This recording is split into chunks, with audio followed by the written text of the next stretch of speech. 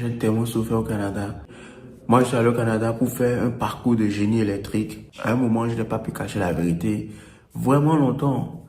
Mais ma souffrance prenait le dessus. Des fois, incapable de payer le loyer, c'est ton ami qui va te passer l'argent. Des fois, ça tue l'amitié aussi. Quand je vois le nombre de personnes pressées d'aller au Canada, où ils veulent juste aller au Canada à tout prix, pensent que leur avenir sera meilleur au Canada. Parti de l'Afrique pour le Canada, ce jeune Africain décide de quitter le Canada pour rentrer en Afrique se chercher. Après tant d'années passées au Canada, avoir coulé les larmes, avoir perdu énormément de choses et de sa dignité, il a décidé de rentrer en Afrique pour se chercher. Et vous savez pourquoi? Parce que ce rêve canadien qu'on nous a tant expliqué, ce n'était pas le cas. Écoutez bien ceci, je dis bien, parce que ce rêve canadien, cette vie des rêves qu'on nous a expliqué du Canada, ce n'était pas ceci. Après avoir vu les réalités, les pièges des cartes de crédit, les taxes tellement élevées, les logements et autres, toutes les dettes qui se retrouvaient dedans et les problèmes qui se retrouvaient dedans, il a décidé de rentrer en Afrique. Il décide de relater son histoire afin de sensibiliser tous ceux qui sont à l'Afrique, tous ceux qui disent que moi je rêve, j'irai au Canada me chercher. Tu ne peux pas avoir 30 000 $. Tu dis que moi je vais aller au Canada. Mec, réfléchis. Avec ces 30 000 $, ne peux-tu pas investir dans ton propre pays pour te faire autant d'oser et devenir hyper multimilliardaire? Pourquoi vous rêvez toujours d'aller au Canada? Alors, mes chers téléspectateurs qui ne sont pas encore abonnés, abonnez-vous pour être dans la team Georgie. Suivez-nous sur toutes les autres plateformes, Facebook, TikTok, Insta et autres. Et si vous avez votre histoire, vous voulez faire découvrir au monde quelles sont les réalités de votre histoire, ou peut-être vous avez une histoire que vous voulez sensibiliser, contactez-nous sur le numéro qui s'affiche en bas de l'écran. Et là, vous venez nous expliquer votre histoire. Nous allons publier pour que tout le monde soit édifié sur cela. Le plus important d'être dans la team Georgie, c'est parce que nous sommes là pour dénoncer et parler des réalités de la diaspora. Nous allons vous faire découvrir et nous allons vous montrer à quel point le Cameroun, c'est l'un des pays les plus beaux du monde. Alors, les amis, abonnez-vous pour être dans la team. Et je vous exhorte à suivre toute son histoire pour comprendre son parcours, tout ce qu'il a eu à traverser. Parce que ce que vous allez entendre ici, ça va vous choquer. J'ai tellement souffert au Canada.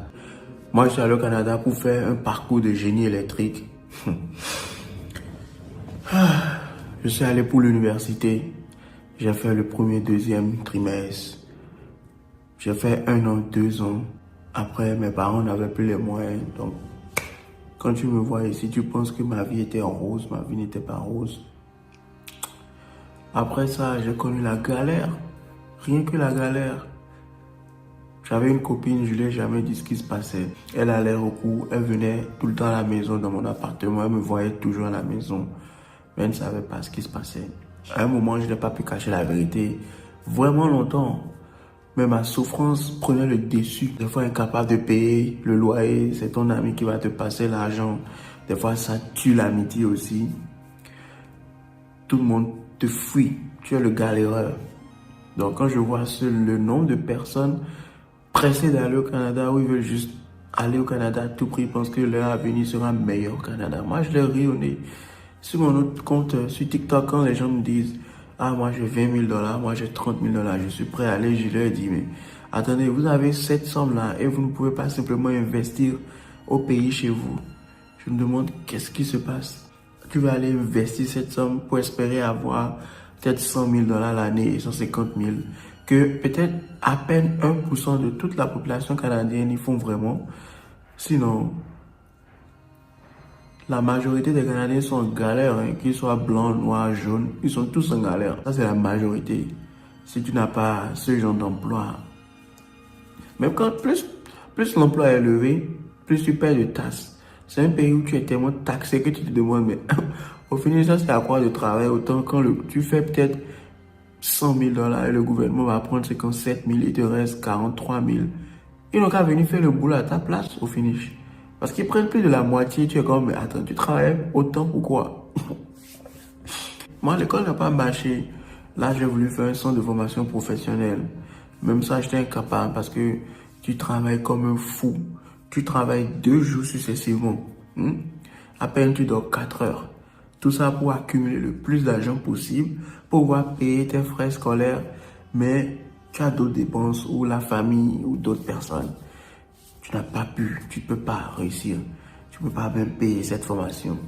Mais je regrette aujourd'hui parce que j'ai des amis qui ont fait des formations comme ça et ils ont vite compris le système, donc ils sont revenus après, ou ils ont juste vite eu leur résidence et ils ont fait des prêts auprès du gouvernement pour continuer leur étude. Et finalement, je leur rayonnais parce que même après avoir fini, même quand ils ont eu de bons diplômes, ils tombent maintenant dans ce système vicieux où les tas sont tellement élevés qu'au finish, ils sont perdus. Tu es perdu. C'est comme ça, moi, j'ai juste fui. Après avoir dormi tellement de fois dans des voitures. Oh. Après, j'ai eu une famille. J'ai une famille que j'ai pas pu contrôler. Mes parents m'ont pourtant dit et m'ont prévenu de ne pas épouser quelqu'un qui n'est pas comme toi. Quelqu'un qui vit dans son pays tous les jours, mais qui ne connaît pas forcément la réalité d'un immigrant. J'ai fait tellement d'erreurs. Aujourd'hui, des fois, il est 3 heures du matin, j'arrive pas à dormir. Je pense à mon parcours de 8 heures là-bas. Je dis, mais qu'est-ce qui m'est arrivé?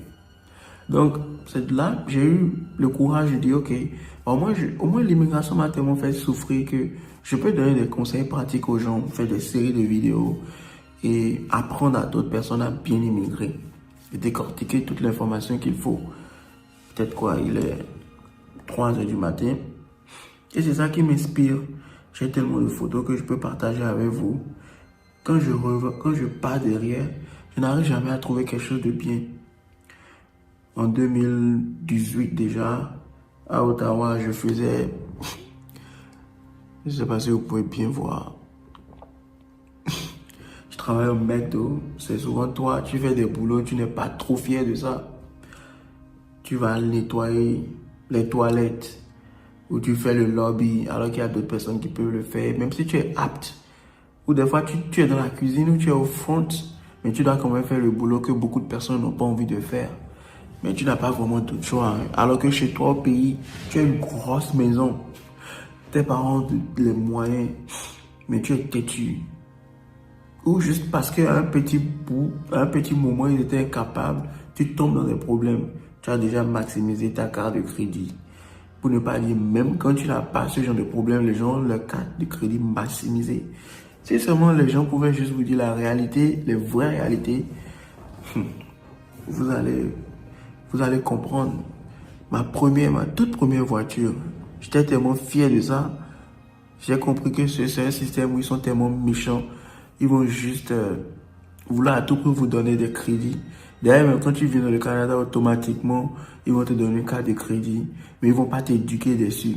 Si tu es vraiment bien responsable, ceci ne va pas te toucher. Tu sauras comment l'utiliser. Mais si tu es un conscient jeune, tu vas maximiser ta carte de crédit. C'est vrai, beaucoup de Canadiens, même dans le système, ils maximisent le crédit. Ils font que payer tout le temps. Un système vicieux. C'est à double tranchant. Tu l'utilises bien, ta cote augmente, tu peux faire tout ce que tu veux. Tu l'utilises mal, tu es mal parti. La voiture là, après, ils ont saisi cette voiture là. Parce que j'étais incapable de payer. Donc, j'avais payé environ 9 000, 10 000 dollars dessus. Je me rappelle, je l'ai pris, cette Kia là, 2017. C'était une 2017 à 16 000 dollars dans le temps, en 2018. Et j'ai payé 9 000 dollars dessus, mais incapable de continuer parce que je n'avais plus les documents appropriés pour travailler. Parce que je ne pouvais pas acheter étudiant. Tu ne peux pas travailler 40 heures, mais tu allais prendre une voiture. Ne fais jamais cette bêtise. C'est une bêtise à ne pas faire, simplement. Et j'allais chercher mon ami, lui il était canadien. Oh là là, que des bêtises. Lui il était à l'université. Moi je devais faire Ottawa, Sudbury tout le temps. Et c'est là-bas même que j'ai découvert ceci. C'était Bleuet. Une fois j'ai fait une vidéo, les Français me disaient qu'ils appellent ça des matières. L'histoire ici est tellement malade. Je travaille au McDo. J'ai dit à mon superviseur général, M. Young, il s'appelle. Ah, moi j'en ai marre. Je lui ai créé une histoire comme quoi on m'a braqué à Petro-Canada et que je ne pouvais pas rentrer. J'ai conduit 6 heures pour aller là-bas pour cueillir ces deux. J'ai cueilli ces deux paniers là. Et c'était 160 dollars par panier. Voilà. Je voulais de l'argent parce que tu faisais 8 heures de boulot maximum en été. Et ça te ramenait à peine... c'était 11 dollars de l'heure, donc 100 et quelques dollars. Et le panier était à 160. Donc je me suis dit, c'est une opportunité, je devais faire x2, 320. J'étais tellement content. Mais je ne savais pas que ceux qui m'ont accompagné là-bas allaient m'abandonner. Donc quand tu fais 11,25 x 8, 90 dollars. Je sais pas comment j'étais à 100. Ah, moi, je travaillais de nuit. Donc, j'étais payé 16 $ fois 8 heures. Ça fait 128. Encore que tu as une pause de 30 minutes. Donc, 7,5 fois 8.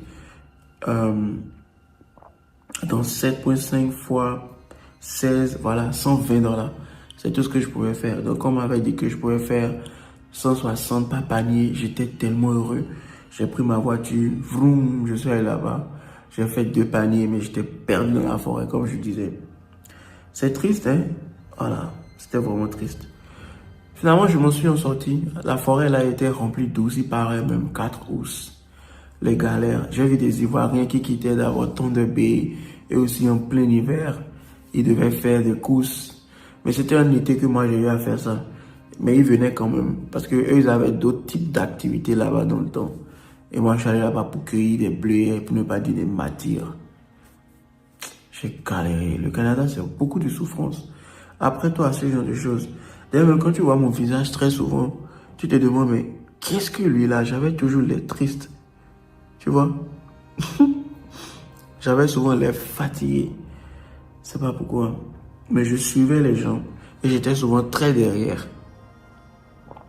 Dans la voiture, j'étais souvent derrière. À me demander qu'est-ce qui se passe. C'est comme ça, après avoir fait un peu d'argent, je suis allé à Toronto. Et je voulais une Tesla. J'avais toujours mon compagnon. La première fois que j'ai été dans une Tesla, je voulais à tout prix. Beaucoup utilisent maintenant les Tesla pour faire des Uber. Tu peux prendre une Tesla quand tu es un chauffeur Uber. Uber t'offre ce genre de service et il te charge. C'est un système où il faut utiliser ce pays-là. Tu fais Uber, d'abord il te bouffe bien Uber. Tu prends des commandes à 3 $, 2 $, 4 $, beaucoup moins découragé. Mes vidéos étaient tellement virales sur TikTok, 140 000 vues. J'en ai une autre de 227 000 vues où je dénonçais à quel point Uber est méchant. Tu fais des courses, au finish, ça te sert à quoi Uber? À survivre, à payer ta voiture et à mettre de l'essence. Et tu souffres. Tu uses de ton véhicule. Donc maintenant, ça ne suffit pas. Et comme il y a d'autres qui veulent à tout prix goûter à cette misère-là, ils vont vous offrir des Tesla dans l'application, tu loues. D'abord, la voiture même bouffe déjà la moitié de ton salaire. Et ensuite de ça, ils prennent la moitié de ton salaire. Donc j'ai vu une Tesla rouge avec un de mes amis. C'est un de mes compagnons très fort. Il va peut-être me tuer s'il voit que je l'ai posté. Mais bon, c'est difficile d'éditer. J'avais mes aventures à Toronto. Je m'arrêterai ici, là. Et une autre fois, je reviendrai pour vous narrer mes 8 ans au Canada. Là, j'étais à Toronto. Je ne sais pas si vous pouvez bien voir. Et j'étais même perdu là-bas une fois. Je crois, Queens, quelque chose, je ne sais pas quoi, là. Et j'étais perdu ici. J'étais avec une amie, là. Et on est allé voir Samsung. On rentre dans le mall, ici. Je ne sais pas si vous pouvez bien voir, on rentre dans le mall. Voilà, Eaton Center. Et au finish, ce qui est arrivé, c'est que ils descendent de la voiture pour aller acheter de la bouffe dans le Eaton Mall. Mais il n'avait pas gardé ses documents, enfin, sa pièce d'identité, son portefeuille. Et on était bien perdus. On a cherché, on s'est cherché pendant 2-3 heures. Alors qu'il aurait pu simplement m'appeler pour qu'on puisse trouver sa localisation. Hein. Mais on est allé dans une ville, on était tellement stressés, on ne savait pas quoi faire. Et c'était juste la première fois qu'on allait à Toronto. Enfin, moi, c'était ma première fois d'aller à Toronto. J'étais au volant en plus. Là, je vais m'arrêter là. Après, on est allé vers le Tower Center. Et une autre fois, je vais vous raconter comment je suis devenu sans-abri. Comment il m'a hébergé, lui. Sa sœur m'a hébergé. Je vais vous dire tout. D'ailleurs, on va même peut-être repartir de la première fois que je suis allé là-bas. Et j'ai trouvé qu'il faisait tellement froid et que Ottawa était tellement petit. Je vais tout vous narrer en fonction des photos que je retrouve ici. Donc, on se retrouve pour une autre vidéo. D'accord? Prépare-toi, parce que tu risques de couler des larmes pour moi. Mais je vais te dévoiler ici. Je n'ai rien à cacher.